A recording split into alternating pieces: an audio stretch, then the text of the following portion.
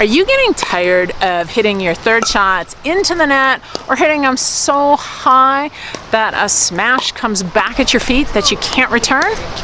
Then you're going to want to develop some touch on those drops, and that's what we're going to focus on today. Stay tuned.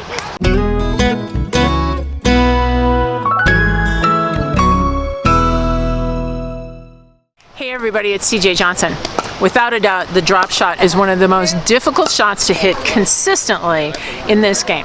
Now, in the last video, we talked about the mechanics of the drop shot. And if you missed that, stick around to the end of this one and I'll make sure and give you a link. Today, we're going to focus on some drills to help you to develop touch and consistency with this shot. This is the first of my 3 favorite drop shot drills. Speaking of consistency, if you want to stay up to date with all the latest in gear and fitness and instruction, especially for people who are over 50, make sure you hit the subscribe button and then the bell notification. That way you'll know whenever I post a new video.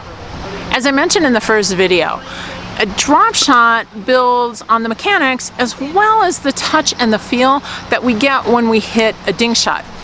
By using that dink and then moving further and further away from the net, that gives us a basis to help us to develop more consistency with this shot.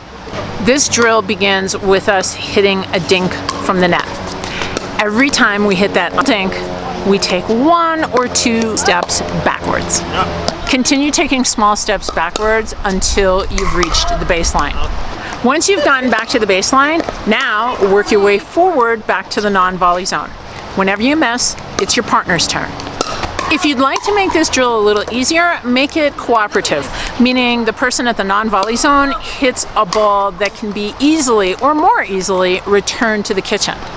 If you'd like to make it a little bit harder, the person at the non-volley zone should be more aggressive and try to hit the ball back to your feet, making that drop shot more difficult. A word of caution: as we age, our balance decreases and we start to shuffle our feet. It's so important that when you're working your way back from the non-volley zone, you pick up your feet.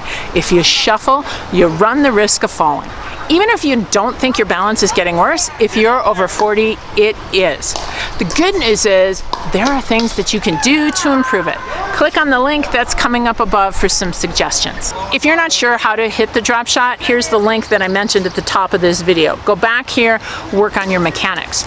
In the meantime, get out this week and practice, because next week's video builds on this practice drill. If you got value, give this a thumbs up or share it with your pickleball playing friends, because together we can train smart, live bold, and age well.